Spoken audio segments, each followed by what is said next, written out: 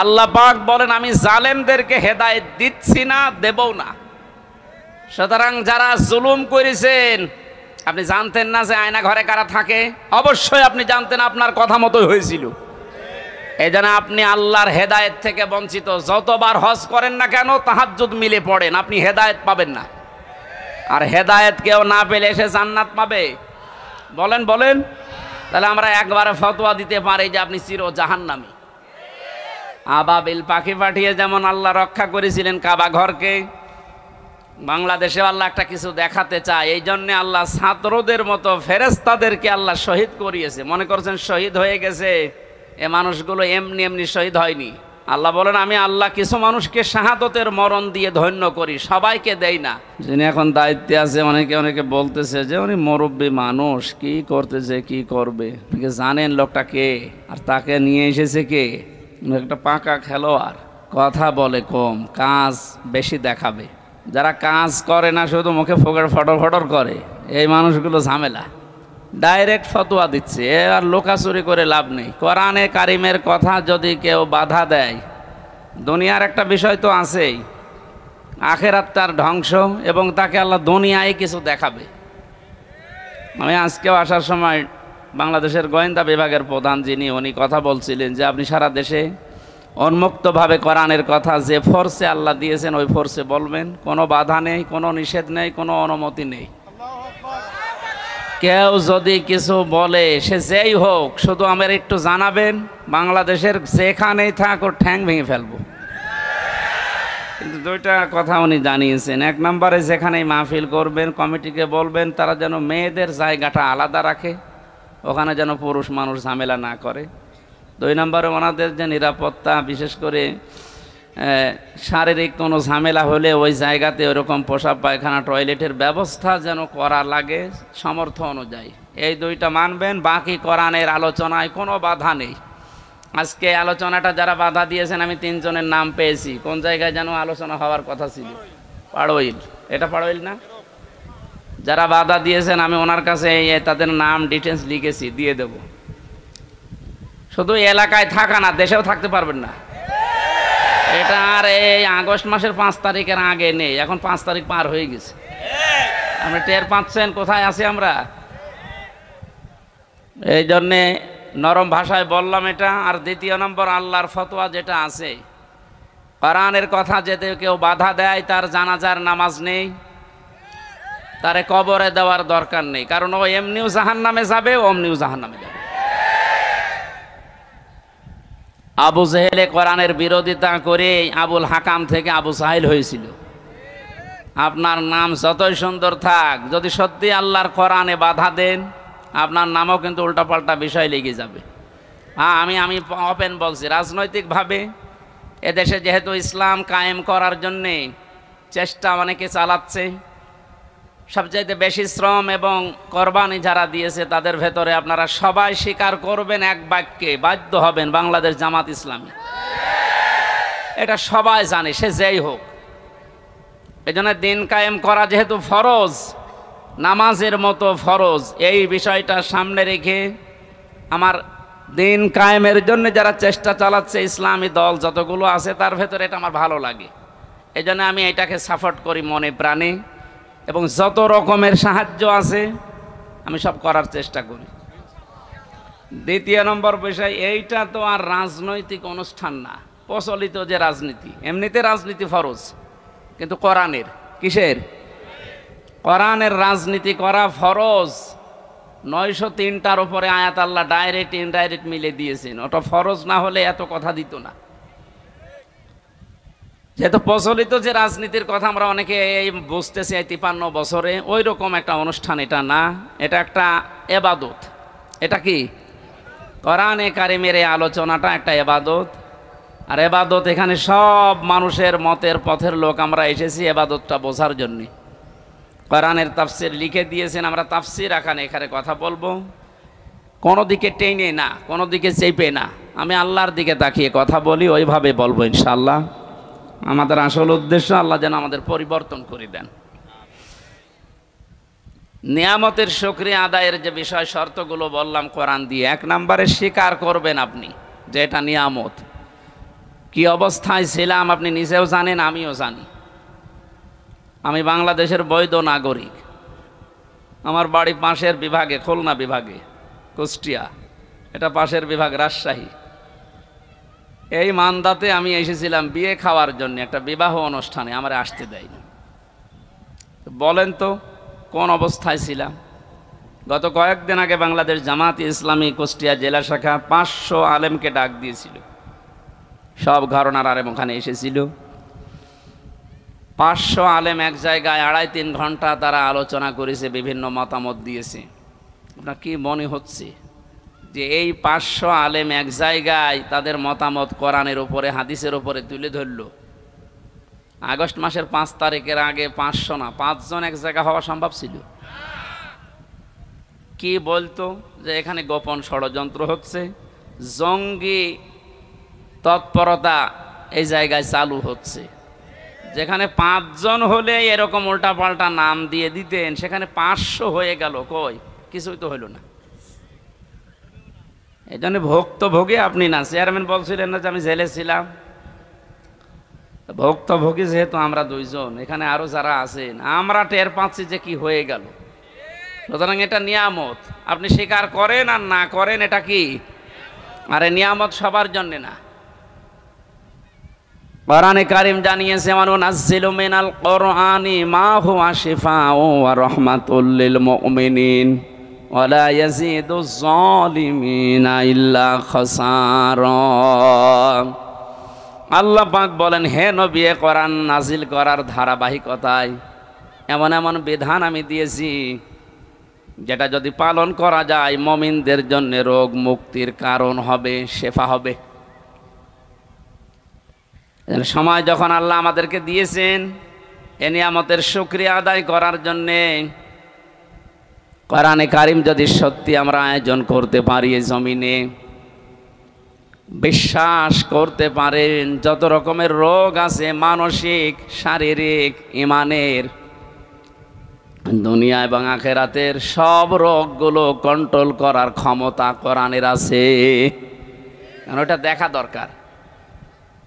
কোরআনের ওই ঔষধ অ্যাপ্লাই না করার কারণে 53 বছরে বহু আইন দিয়ে মুক্ত করার চেষ্টা চালিয়েছে চোর, কিন্তু চোর মুক্ত হয়েছে? চোর যাই ছিল এই 17 বছরে আরো বেড়েছে। এক একজন যে কত বড় বড় চোর এখন ধরা পড়ছে। দরবেশের মতো মানুষ যদি এত টাকা চুরি করতে পারে, দরবেশ বাদ দিয়ে যেগুলো আছে এগুলো তো কত কিছু করিস বলেন। 36,000 কোটি টাকা ঋণ করেছে লোকটা, অথচ 32,000 কোটি টাকা খরচ করে পদ্মা সেতু বানিয়েছে। শুধু ওর টাকায় যদি এখন সরকার তার রাষ্ট্রীয় কোষাগারে জমা আনতে পারে, ওই রকম সেতু আরো বানিয়ে টাকা বেঁচে যাবে। তাও তো এটা সাধারণ মানুষ না, এটা দরবেশ, দাঁড়িয়ে দেখেছেন। এখন নাই নেই, এখন নমো। এই জন্য চোর মুক্ত করার জন্য বহু চেষ্টা চালিয়েছে, 0 টলারেন্স পর্যন্ত ঘোষণা দিয়েছিল বঙ্গবন্ধুর মেয়ে। পারে তো নাই, চোর দিন যত গেছে তত বেড়েছে। কারণ চোর মুক্ত করার জন্য যে ঔষধ দরকার এ 53 বছরে পড়ে নাই। বিশ্বনবী জানিয়েছেন পৃথিবীতে এমন কোন রোগ নেই যে রোগের ঔষধ নেই, কিন্তু সঠিকভাবে রোগটা নির্ণয় করার পরে যদি ঔষধ দেওয়া যায়, মাস্ট বি রোগ ভালো হবেই। এতদিন পর্যন্ত যেহেতু রোগের ঔষধ পড়ে নাই, সূরা মায়েদার 38 নম্বর আয়াতটা পড়া লাগবে। অসারিকু ওয়াসারিকাতু ফাকতাউ আইদিয়াহুমা জাযাম বিমা কাসাবা নাকালাম মিনাল্লাহ ইলা আখিরি আয়া। আল্লাহ পাক বলেন, চোর পুরুষ হোক আর নারী হোক, সাক্ষ্য প্রমাণে যদি ধরা পড়ে যায় অবশ্যই তার হাত কেটে দেওয়া লাগবে। এটা হচ্ছে দুনিয়ার শাস্তি। কোন জায়গার? আখেরাতে কি হবে সেটা আল্লাহ জানে।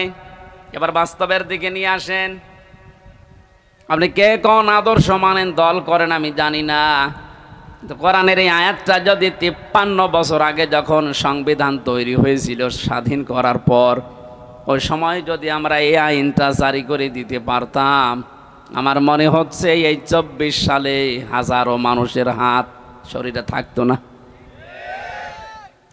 বিশেষ করে বড় বড় চোরগুলো, অনেকে মনে করছে চুরি করলেই হাত কেটে দাও, তাহলে দেশে কারোর হাতই থাকবে না।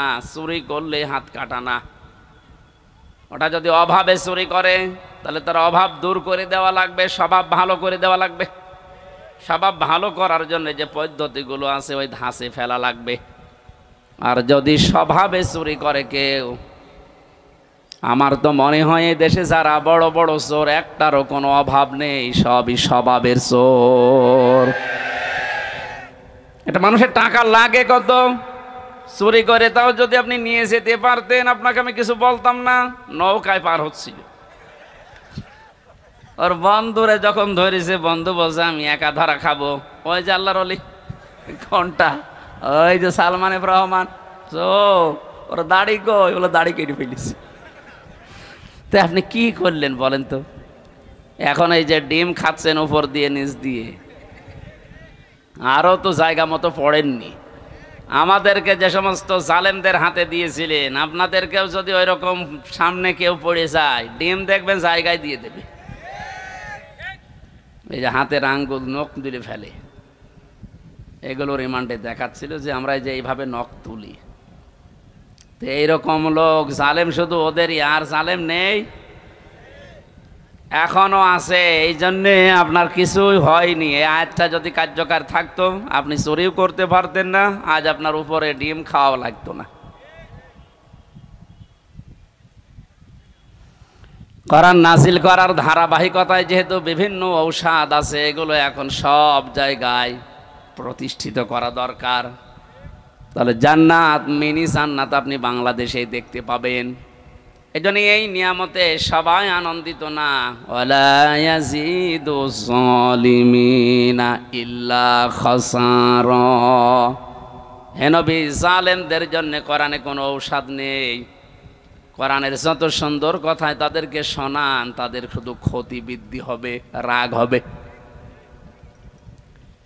এই জন্য বাংলাদেশে দ্বিতীয়বার স্বাধীন হওয়ার পরে অনেকের মনে আনন্দ নেই, কিছু মানুষের মনে এখনো পর্যন্ত দুঃখ, এখনো তাদের ক্ষতি বৃদ্ধি হতে আছে। দিন যত যাবে জালেমের কোনো সুসংবাদ নেই, ও আরো প্যাসে পড়বে।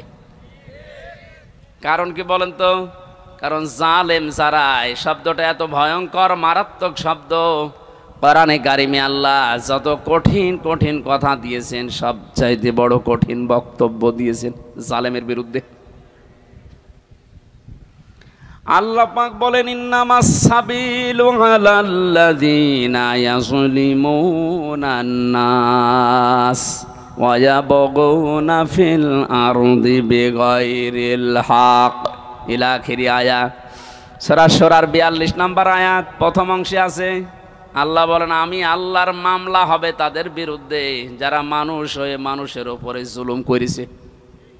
এই আয়াত অনুযায়ী এখন বলেন তো, বাংলাদেশে আল্লাহর মামলার আসামি আছে না নেই? আল্লাহ ইয়াজলিমুন আল মুসলিমুনা দেননি, যে মুসলমানদের উপরে যারা জুলুম করেছে, ইয়াজলিমুন আন নাস, মানুষ হয়ে যারা মানুষের উপরে করেছে তাদের জন্য আল্লাহর মামলা রেডি হয়ে আছে। এই 17 বছর আপনি কি করলেন? বিবেকের কাছে প্রশ্ন করেন। আপনি হামজার মামলার আসামি না আপনি আল্লাহর মামলার আসামি? দ্বিতীয় শব্দ আরো মারাত্মক, ওয়ায়াবগুনা ফিল আরদি বিগাইরিল হক। অন্যায় ভাবে যারা পৃথিবীতে বিশৃঙ্খলা তৈরি করার জন্য বিদ্রোহ করে, এই 5 তারিখের পর থেকে 4-5টা গ্রুপ বিদ্রোহ করে ফেলেছে, সামনে এখনো 2-3টা আছে। আপনি এখন আনসারের নাম নিয়ে অধিকার আদায়ের জন্য মাঠে নেমেছেন, 17 বছর কোথায় ছিলেন? আমরা তো জরিপে এখন দেখতে পাচ্ছি 40,000 যদি আনসার নিয়োগ হয়ে থাকে 9 সাল থেকে 17 সাল 24 সাল পর্যন্ত, তার 33,000 সব গোপালগঞ্জের। এতদিন আপনি মায়ের কাছে বলতে পারেননি, এখন মামার কাছে, মামা বাড়ি আবদার পেয়েছেন। 5 তারিখের পর থেকে এই 29 তারিখ পর্যন্ত পুলিশ ছাড়া যদি বাংলাদেশ চলতে পারে, ও আনসার ছাড়াও চলতে পারবে। আপনাদের অধিকারের বিরুদ্ধে আমি না, অধিকার আদায় করেন, বৈষম্য দূর করার জন্য, যেহেতু এই দেশটা স্বাধীন হয়েছে, করেন, কিন্তু সময় বুঝে তো উনি এখনই শুরু করে দিয়েছেন। লোকটাকে কিছু গোছাতে দেবেন তো, কত ঋণ তার মাথার ওপর আপনি রেখে পালিয়ে গেলেন, আপনি টের পাচ্ছেন? সেতে দাঁড়িয়ে আছে এখনো, তাকে একটু সময় দেন, সে একটু গুছিয়ে নিক। না, এখনই আমারে দেওয়া লাগবে, আসেন সামনে আসেন, আপনার বাহিনী তুলে দেওয়া হবে। এই জন্য বিশৃঙ্খলা যারা করছেন, আজ বিদ্রোহ ঘোষণা করছেন, আপনিও আল্লাহর মামলার আসামি। পারে নাই প্রথমে হিন্দুদের দিয়ে, হালে পানি নেয়নি, এরপরে প্রধান বিচারপতিকে দিয়ে একটা চেষ্টা চালিয়েছিল, আল্লাহ নষ্ট করে দিয়েছে। এরপরে এনেছে আনসার, এটা দিয়েও হবে না, কারণ যে আছে, আপনি বললাম না, কাঁচা খেলোয়াড় না, পেছনে অনেক কিছু আছে হেলান দেওয়ার মতো। আমার মোবাইলে সর্বোচ্চ কল আসলে আসবে, সর্বোচ্চ আসলে আমার মনে হয় তারেক জিয়ার পিএস অপু ভাইয়ের কাছ থেকে কল আসতে পারে, কারণ ওনার সাথে আমি 3 বছর ছিলাম জেলে। আর একটু বেশি আসলে গিয়াসউদ্দিন মামুন ভাইয়ের কাছ থেকে আসতে পারে, ওনার সাথেও ছিলাম 3 বছর। তাছাড়া আর উপরে তারেক জিয়া তো দেবে না। আর ডক্টর মোহাম্মদ ইউনূসের মোবাইলে কল আসে বারাক ওবামার কাছ থেকে, জো বাইডেনের কাছ থেকে, শি জিনপিং এর কাছ থেকে। টের পাচ্ছেন ওর খুঁটি কোন জায়গায় বাঁধা, ওর পেছনে কি ধাক্কা দেওয়া আছে দেওয়ালে? আপনি আন্দাজে লাফান, বাস্তবতা কিছু জানেন?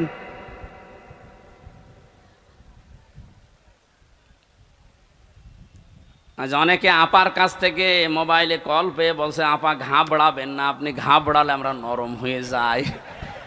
একটা পাগল, কোন জামানায়, কোন দেশে, কোন গর্তের ভেতরে আছে, ও টের পাচ্ছে যে লোকটা কি, যে লোকটা ভারতকে এই থ্রেট দিতে পারে, বেশি ঝামেলা করলে 7 সিস্টার উড়িয়ে দেব, তার পেছনে কি খুঁটি আছে আপনি জানেন না। ও যদি এই মুহূর্তে চাপ দিয়ে বলে যে ভারত যারে নিয়েছেন বধূ হিসাবে ফেরত দেওয়া লাগবে কালকের ভেতরে, কারণ এ কথা তো ওর কথা না, এ কথা ওকে বলাচ্ছে, ভারত বাধ্য হবে 24 ঘন্টার ভেতর ফেরত দিতে। 24 ঘন্টা লাগবে না, 24 মিনিটে ফেরত পাঠাবে, এইরকম একটা লোক। আর আপনি আন্দাজে এখান থেকে ফতোয়া দেন, বাবা ঘাবড়াবেন না, কিসের ঘাবড়াবেন না? আপনি 2টা পিটনি খেলে সব ভুলে যান, আর তার সিকিউরিটিতে গেছেন। এজন্য বাস্তবতা আপনি কিছুই টের পাচ্ছেন না ভাই, অনেক দূরের বিষয়। আমি সামনে আসা আয়াতের ভেতরে যদি আসে, আমি সামনে কথা বোঝাবো ইনশাল্লাহ।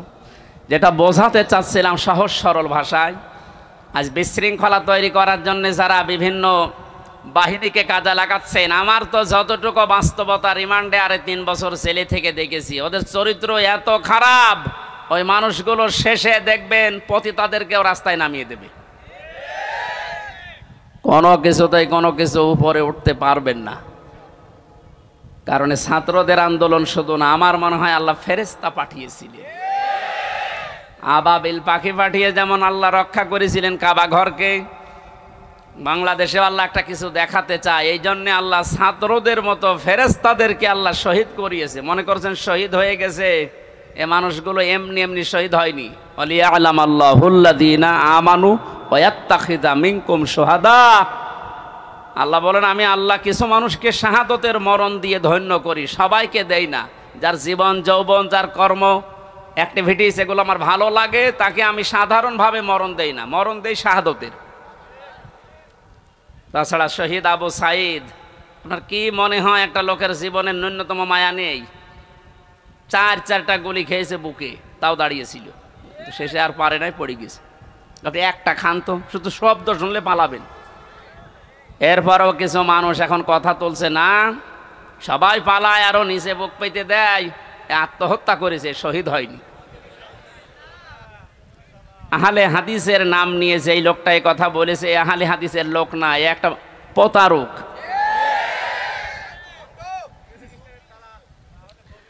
আহলে হাদিসের এই যে রাজশাহীর গদাগাড়ির অধ্যাপক মজিবুর রহমান, ওনার সাথে আমি উমরায় ছিলাম রমজানি। কি উনি আহলে হাদিস না? আপনি উল্টাপাল্টা ধারণা করবেন আহলে হাদিস নাম হলে না, ওগুলো দালাল। এ কি রফিক নামে নাকি যেন কি বিন বিন বিন বিন বিন। আমি দুইটা তথ্য বলছি, হয়তো শুনেছেন আপনি, কিন্তু এভাবে শোনেননি। ভালো করে খেয়াল করেন, যারা এগুলো ধারণা করেন বলেন মুখ দিয়ে, খুব সাবধান। ওয়ালা তাকুলু লিমাই ইয়কতালু ফি সাবিলিল্লাহি আমওয়াত বাল আহইয়াউ ওয়ালাকিন লা তাশউরুন। সূরা বাকারা 154 নম্বর আয়াতে আল্লাহ জানিয়েছেন, মানুষ যেন মুখ দিয়ে কথা বলে, এজন্য মুখের উপরে আল্লাহ নোটিশ দিয়েছেন, ওই কথা বলবি না। এ মুখ দিয়ে কোনো দিন এই কথা বলবি না যে যারা মারা গেছে, শহীদ হয়েছে, যে ওরা মরে গেছে, কথা বলবি না। এ কথা কার? এই জন্য শহীদ শব্দটা অনেক দামি শব্দ। যারা শহীদ হয়েছে, জালেমের জুলুমের সামনে নিজের বুক পর্যন্ত দিয়েছে, জীবন পর্যন্ত দিয়ে যারা শহীদ হয়ে গেল, ওদেরও আমাদের মতো জীবনের মায়া ছিল, কিন্তু মানবতাকে বাঁচাতে দেওয়ালে পিঠ থেকে গেছে, শেষ পর্যন্ত না পেরে জীবন দিয়ে গেল। এ মানুষগুলোকে আপনি মরে গেছে কখনো বলতে যাবেন না। আল্লাহ বলেন বাল আহইয়া, আরে ওরা জীবিত, ওয়ালাকিন লা তাশউরুন, কিন্তু তোরা টের পাস না।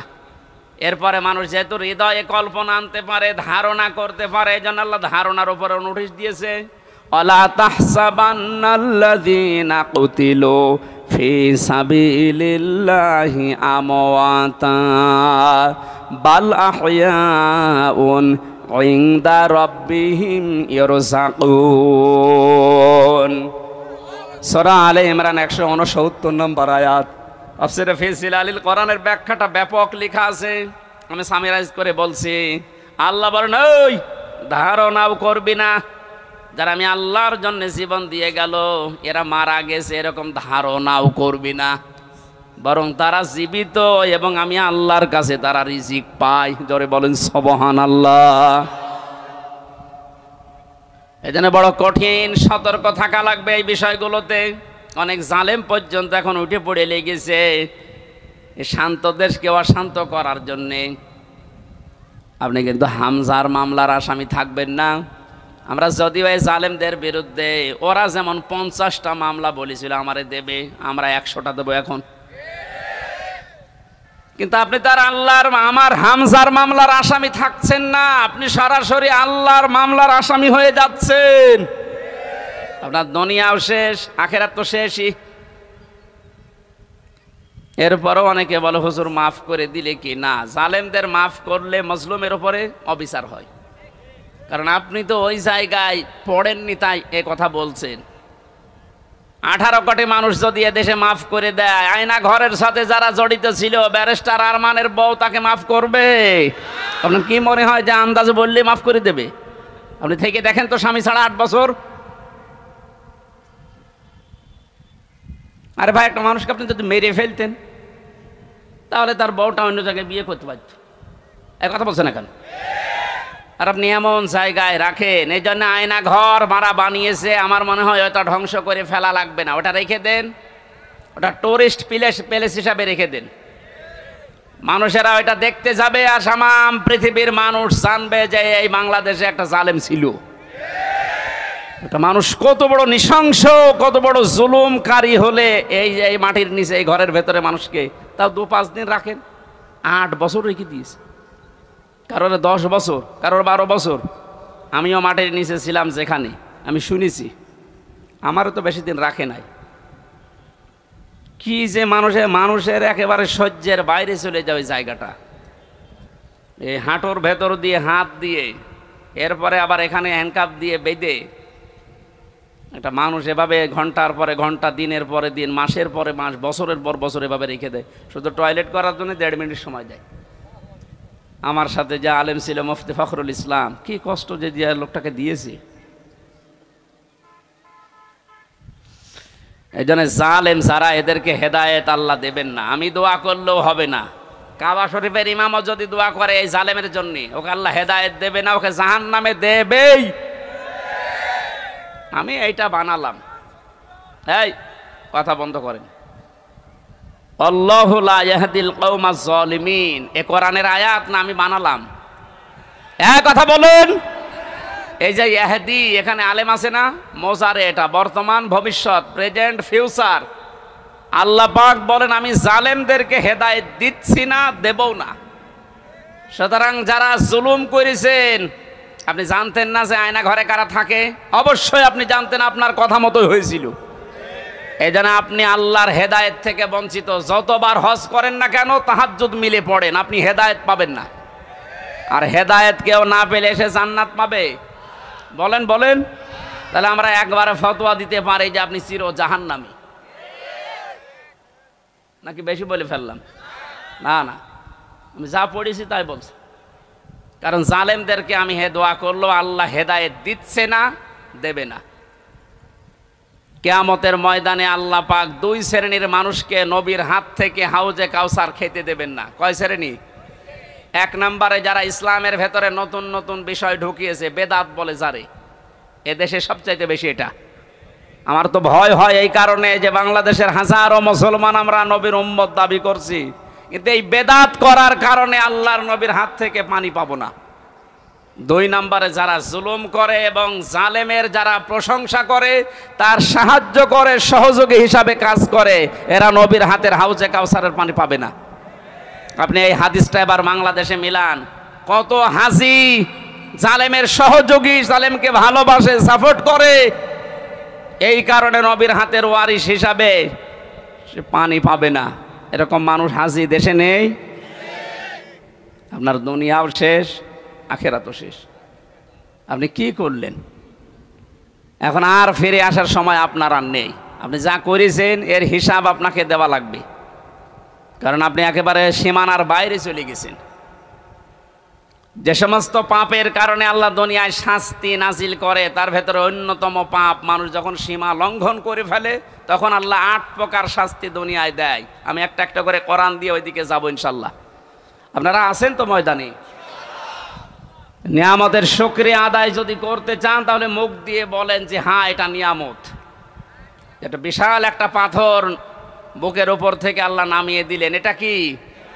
কিন্তু যারা স্বীকার করছে না, এখনো অনেক জালেম নেই যে স্বীকার করছে না, এখনো পর্যন্ত এই দুর্বিসন্ধিতে লিপ্ত আছে। দুই নম্বরে নিয়ামতের শুকরিয়া আদায় করার শর্ত হচ্ছে আপনার মনের ভেতরে একটা আলাদা আনন্দ আপনি অনুভব করবেন, যেটা সত্যি আমরা পাচ্ছি, সবাই পাচ্ছে। এত বড় জুলুম বিদায় নেওয়ার পরেও যদি আপনার মনের ভেতরে আনন্দ না আসে, শান্তি না লাগে, নবীজি হাদিসের ভাষায় পড়েছি, মানুষের এই পশমগুলো তখন খাড়া হয়ে যায়। বাম স্তনের 2 আঙ্গুল নিচে যে গোস্তের টুকরা আছে, ওই টুকরাটা লাফালাফি করে। আমার তো 5 তারিখের পর থেকে যে আনন্দ, এমনিতে এই কোরআনের এবং হাদিসের এই শব্দগুলোর সাথে আমার বুক এবং হাত, পশম সব মিলে যাচ্ছে। আমি দেখতে পাচ্ছি এখনো অনেকের মেলছে না। এই কথা বলছেন কেন? 3 নম্বরে নিয়ামতের শুকরিয়া আদায় হবে যে উদ্দেশ্য নিয়ে আপনি ওটা কায়েম করেছিলেন, ওইটা একেবারে সর্বশেষ জায়গায় পৌঁছিয়ে দেওয়া। এদেশে সমন্বয়ক যারাই ছিল ছাত্র আন্দোলনের অধিকাংশগুলোর এখন কথা আমি শুনতে পাচ্ছি, ওরা বলছে আমরা মুসলমান।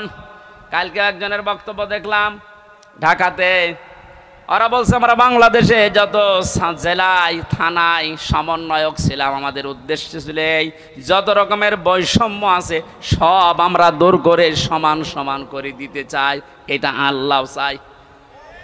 কথা বলেন না কেন? আমরা যেহেতু 96% মুসলমান এই দেশে, দল মত আমরা যাই করি না কেন, 53 বছর তো দেখলাম যে মানুষ চালালে কেমন লাগে না, দেখি নাই? বাবা চালিয়েছে কেমন লাগে আমরা দেখেছি, স্বামী চালিয়েছিল কেমন লাগে আমরা দেখেছি, চাচা চালিয়েছে যেভাবেই হোক দেখেছি, বুবু চালিয়েছিল, ভাবি চালিয়েছে। শুধু এখন দেখতে বাকি আছে কোরআন দিয়ে দেশ চললে কেমন দেখা যায়। আপনি সমন্বয়ক যত আছে আমার মনে হয় যদি 500 জন থাকে 498 জন এই কথা বলতে বাধ্য হবে যে আমরা বৈষম্য দূর করার জন্য আন্দোলন আরম্ভ করেছিলাম, আর এটা দূর করার জন্য কোরআন ছাড়া অন্য কোনো নিয়ম দুনিয়ায় নেই। অন্য নিয়ম আসলে আবার বৈষম্য শুরু হবে। কোরআনে কারিমে কোনো বৈষম্য আছে? নেই। নেই যে এটার প্রমাণ কি? আফালা ইয়াতাদাব্বারুনাল কুরআন ওয়ালাউ কানা মিন ইনদি গায়রিল্লাহি লাওয়াজাদু ফীহি ইখতিলাফান কাসীরা। এটা বৈষম্য বিরোধী আয়াত। আল্লাহ পাক বলেন সূরা নিসার 82 নম্বর আয়াতে আছে, 5 পারার 10 পৃষ্ঠার 3 নম্বর লাইনে রব্বুল আলামিন বলেন, কি হয়েছে তোদের? আমার কোরআন নিয়ে কেন চিন্তা ভাবনা করো না? আমি কোরআনে এমন কোনো বক্তব্য দেইনি যে একটার সাথে আরেকটা মেলে না। আল্লাহর কোরআনে আপনি এমন কোনো বক্তব্য পাবেন না যে আজকে দিলাম এই 2 দিন পরে ওইটার সাথে আর আগের কথার মিল নেই। এমন কোনো বক্তব্য কোরআনে আছে? আরো জোরে বলেন। সুতরাং এ দেশে যে বৈষম্য সত্যি সত্যি আমরা দূর করে নিয়ামত যে এটা প্রমাণ করতে চাই, সময়ের এখন সবচাইতে বড় দাবি হচ্ছে আল্লাহর কোরআনকে এখন এই দেশে কায়েম করা। এইটার বিরুদ্ধে আছেন কারা? হাত তোলেন তো।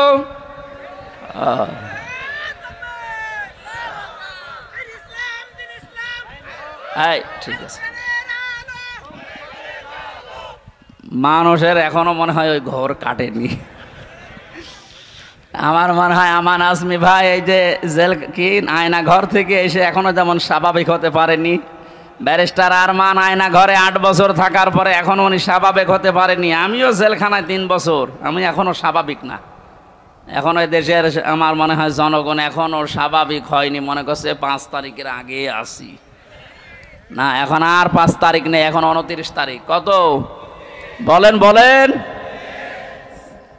যেন এর দাবি এখন এইটা, যেহেতু বৈষম্য দূর করার জন্য সংস্কার করার জন্য সব জায়গায় কাজ চলছে, সব চাইতে বড় সংস্কার হবে এখন যে জালেমগুলোর কারণে পুলিশ বাহিনীর বদনাম হয়েছে, ওদেরকে প্রকাশ্যে যা ভালো লাগে ওরা করা দরকার। সব পুলিশের দোষ আছে? কখনো না। হাতে গোনা কয়েকটা জালেমদের দোষও যারা ছিল, বিশেষ করে আমার রিমান্ডে যে কয়েকজন ছিল, আমি তো অন্যগুলোর খবর ভালো জানি না, এদের আমি চিনি। আমি আকিজ গ্রুপে চাকরি করতাম, 8 দিন হাসপাতাল। এই শয়তানরা আমারে তুলে নিয়ে টাকা খাবে বলে ওই মালিককে এখন এই 5 তারিখের আগেও টাকা নিয়েছে। আমার মামলার আয়োজক ছিল মিজানুর রহমান, এই মাদারীপুরে ট্যাকের হাটে বাড়ি। এরে খুঁজে বেড়াচ্ছে, যদি পায় এরে পিটিয়ে মেরে ফেলবে। আমার কুষ্টিয়াতে আমাদের সামনে 14 জন মানুষকে একদিনে মেরেছে, 5 তারিখে একদিনে। দারোগা সাহেব আলী, কুষ্টিয়ার মানুষ যদি ওর চেহারা পায় কি যে করবে মানুষ, কারণ যারা মারা গেছে সব আমার বাড়ির আশপাশে।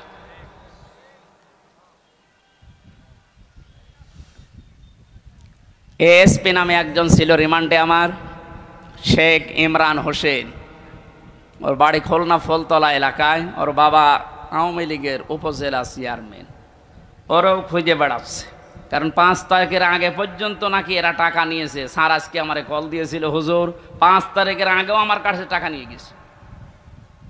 এখনও যদি 5 তারিখ না আসতো মনে হয় আরও টাকা চাইতো। সুতরাং ওদেরকে আপনি ক্ষমা করবেন কি?